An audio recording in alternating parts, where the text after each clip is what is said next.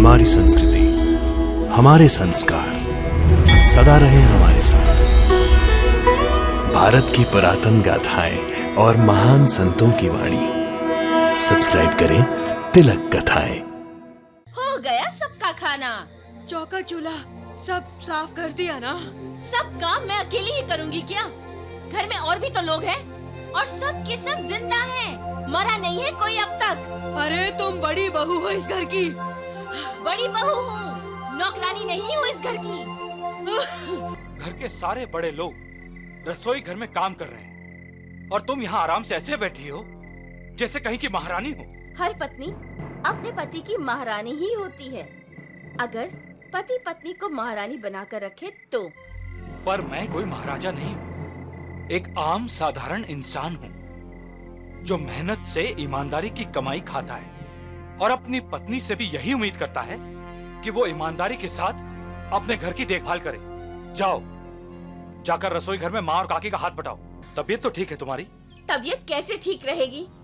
एक दिन भर खांसती रहती है और दूसरी दिन भर गीता पाठ करती रहती है और दूसरों की खांसी बढ़ाती रहती है। पता नहीं ये दोनों कब मरेंगे। सुभद्रा, इसके मरते ही मैं काका काकी को घर से निकाल दूंगी और घर में मैं ही मैं। और हाँ, वो मेरा पति संभाजी, उसे तो मैं ऐसे अपनी उंगलियों पर नचाऊंगी कि दवा मिली बहू? नहीं माँ जी। ये माँ की दवा की शीशी तुम्हारे पास कहाँ से आई? सुभद्रा, तुम्हारा ध्यान कहाँ है? जवाब दो। मुझे क्या पता?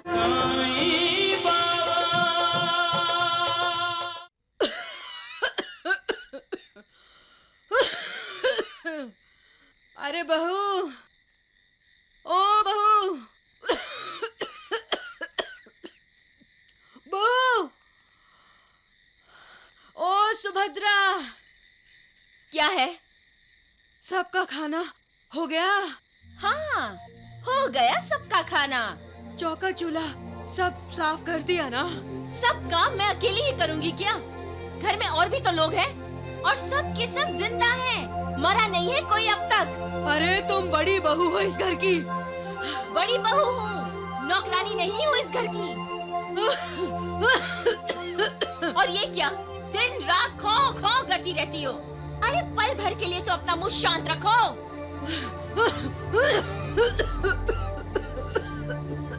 एक तो ये बुढ़ापा, उस पर ये बीमारी। अरे ऐसे जीने से तो इंसान मर जाए, खुद भी सुखी और घर वाले भी सुखी। ये भगवान।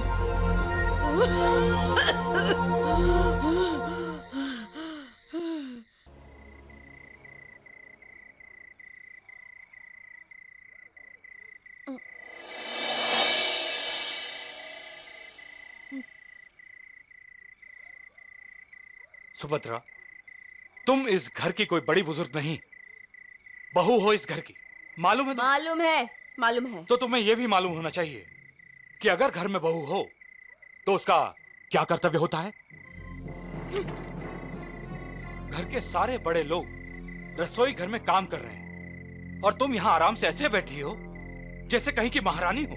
हर पत्नी अपने पति की महारानी ही होती है, अगर पति पत्नी को महारानी बनाकर रखे तो। पर मैं कोई महाराजा नहीं हूँ, एक आम साधारण इंसान हूँ जो मेहनत से ईमानदारी की कमाई खाता है और अपनी पत्नी से भी यही उम्मीद करता है कि वो ईमानदारी के साथ अपने घर की देखभाल करे। जाओ, जाकर रसोई घर में माँ और काकी का हाथ बटाओ। आपको कोई गलतफहमी हो गई है। मैं वही सुभद्रा हूँ जिसे आप ब्याह कर यहाँ लाए थे और जो अपना ससुराल छोड़कर अपने मायके इसलिए चली गई थी कि वो इस घर में बहू बनकर आई है, कोई नौकरानी बनकर नहीं। याद है ना आपको? और वैसे भी मैंने आपसे पहले ही कह दिया था कि मैंने अपने मायके में भी कभी घर का काम नहीं किया और यहाँ भी नहीं करूंगी। तो फिर यहाँ वापस क्यों आई? मैं वापस आई हूँ, आप आए थे मुझे लेने के लिए। मैं आया था? अरे वो तो शकुंतला भाभी के कहने पर मैं। शकुंतला भाभी? हाँ हाँ, शकुंतला भाभी। वो मुझे राहता में मिली थी, बहुत जोर दे रही थी, बोल रही थी सुभद्रा बिल्कुल बदल गई है, सुधर गई है। उसे वापस अपने घर ले जाओ। कब से इंतजार कर रही है बेचारी। मैं कोई इंतजार नहीं कर रही थी तुम्हारा। तुम्हें बहुत बड़ी गलतफहमी हो गई है। अब बात समझ में आई मेरी। शकुंतला भाभी तुम्हारा भला चाहती थी, तुम्हारा घर बसा देखना चाहती थी, लेकिन तुम्हें तो कुछ एहसास ही नहीं। तुम न कभी बदली थी और न कभी बदलोगी। अरे तुम्हें तो दूसरों को दुख देने में ही सुख मिलता है।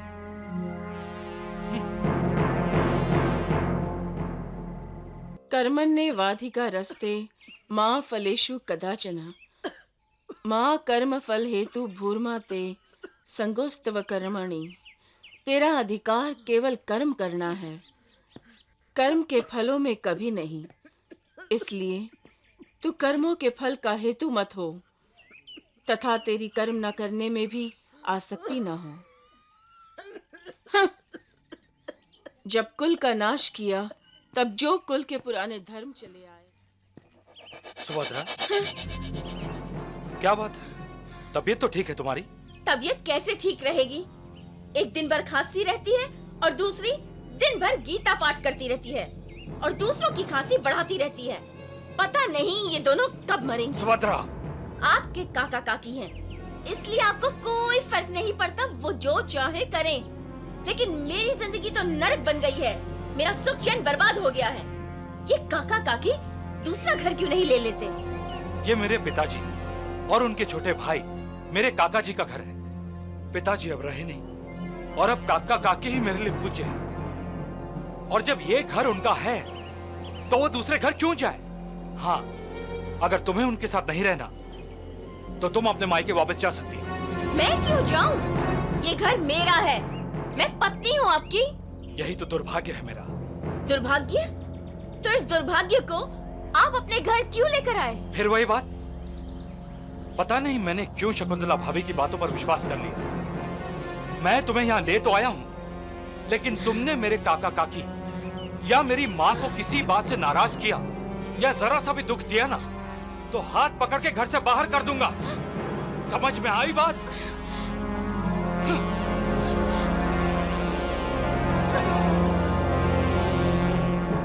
शकुंतला भाभी, तुमने मुझे वापस इस नर्क में भेजा है। इसका बदला एक दिन मैं तुमसे लूंगी, जरूर लूंगी। शकुंतला भाभी। बहू, बहू, जल्दी आ बहू, बहू, बहू। एक पल चैन से नहीं रहने देती ये दोनों बुढ़िया। देखो, ऐसे चिल्ला रही है जैसे कहीं आग लग गई हो। बुढ़िया कहीं की।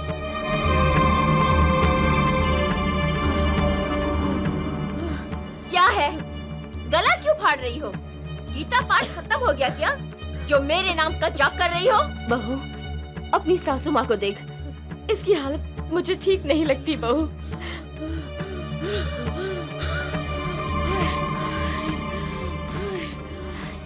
चलो, एक से तो छुटकारा मिला। जा रही है ये। पता नहीं इसकी दवा कहाँ है। बहू, जल्दी से इसकी दवा ढूंढ दो। हाय राम, जल्दी करो बहू। मैं पड़ोस के राजू को भेजती हूँ, जल्दी से सब्बा जी को बुला कर लाए।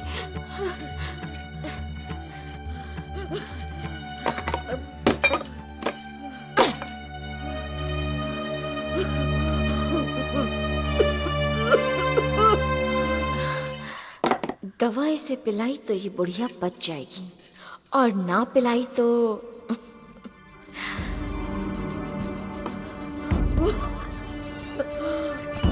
इसके मरते ही मैं काका काकी को घर से निकाल दूंगी, और घर में मैं ही मैं। और हाँ, वो मेरा पति संभाजी, उससे तो मैं ऐसे अपनी उंगलियों पर नचाऊंगी कि दवा मिली बहू?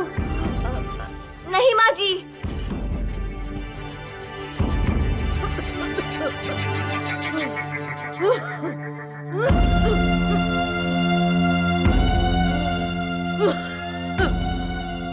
सुभद्रा, माँ को दवा क्यों नहीं पिलाई?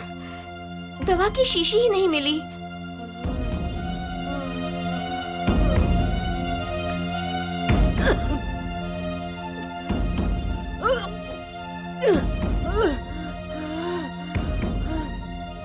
संभाजी, हमें थोड़ी सी भी देर हो जाती तो बहुत गड़बड़ हो जाती।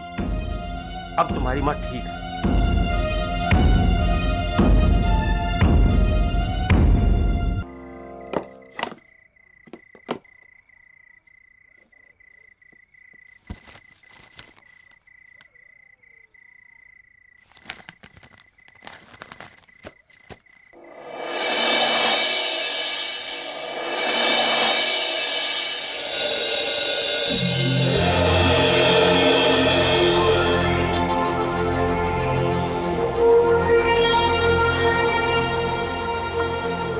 सुभद्रा, ये माँ की दवा की शीशी तुम्हारे पास कहां से आई? सुभद्रा, तुम्हारा ध्यान कहां है? जवाब दो।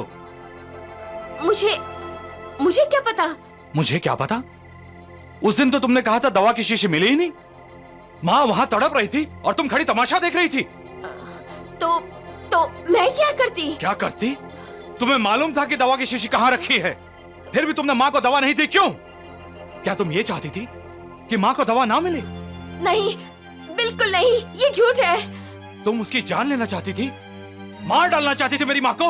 नहीं नहीं, तुम झूठ बोल रही हो सुभद्रा। तुम नहीं चाहती थी कि मेरी माँ जिंदा रहे, इसलिए उसे दवा देने की बजाय तुमने दवा की शीशी यहाँ कहीं छुपा दी। तुम खूनी हो सुभद्रा, खूनी हो तुम।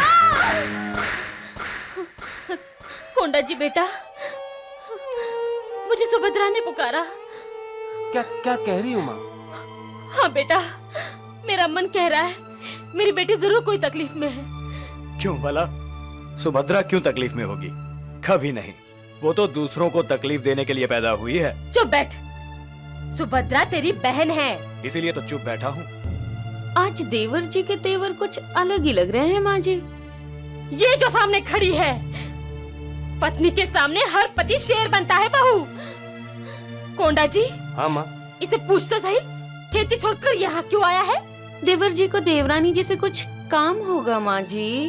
भाभी, आजकल आप भी छोटा बड़ा कुछ नहीं देखती, जो मुंह में आता है बोल देती है। गोपाल, माँ ने क्या पूछा है? भैया, खेती कैसे करें? एक बैल तो मर गया है, अब दूसरा बैल अकेले तो हल नहीं खींच सकता ना। तो तू क्यों नहीं दूसरा बैल बन जाता? हाँ? माँ, वैसे भी तू और तेरी निखट्टू पत्नी घर में क्या करते रहते हो? हाँ? कल से तुम दोनों खेत पर जाओगे और बैल बनकर हल खींचोगे, समझ गए? मुझे फसल चाहिए।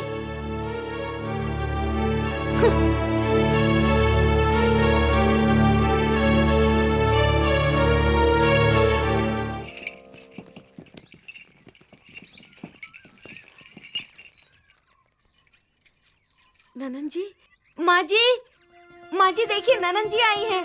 क्या सुभद्रा आई है? अकेली आई है क्या? नहीं माँ जी, साथ में दामाद जी भी आए हैं। देखा, माँ बेटी का रिश्ता ही ऐसा होता है। मैं सुभद्रा को याद कर रही थी, उसे भी जरूर मेरी याद आई होगी, तभी भागी चली आई। चल चल चल देखते हैं। चलिए।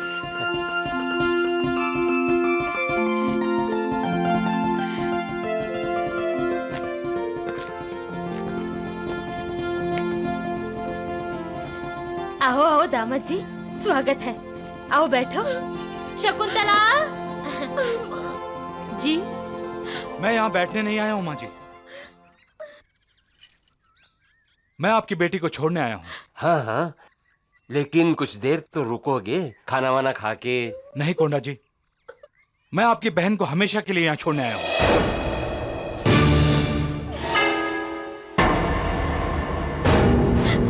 माँ जी, आज के बाद आपकी बेटी के साथ, आप लोगों के साथ और इस घर के साथ मेरा कोई रिश्ता नहीं, कोई नाता नहीं।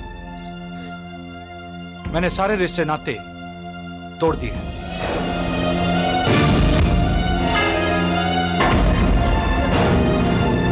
अचानक ऐसा क्या हो गया बेटा, जो तुम इतने नाराज हो रहे हो? लेकिन हमारी ननन जी तो लाखों में एक है। बिल्कुल ठीक कहा आपने भाभी जी, हत्यारे लाखों में एक ही तो होते हैं। क्या? माँ जी, आपकी बेटी ने मेरी माँ की जान लेने की कोशिश की है।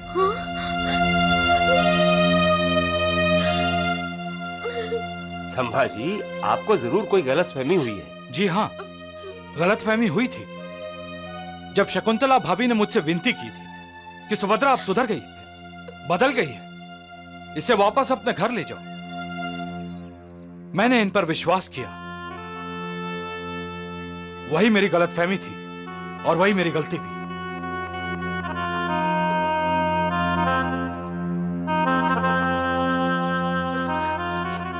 माँ जी, आपकी बेटी में कोई बदलाव नहीं आया। यह पहले भी बदतमीज और मंगरूर थी, आज भी है। यह पहले भी स्वार्थी और निर्दयी थी, आज भी है। अरे इस बार तो इसने मेरे काका काकी को घर से बाहर निकालने की कोशिश की, और तो और इसने मेरी बूढ़ी बीमार मां की सांसों की दवा छुपाकर उसे तड़पा तड़पा कर मार डालना चाहा।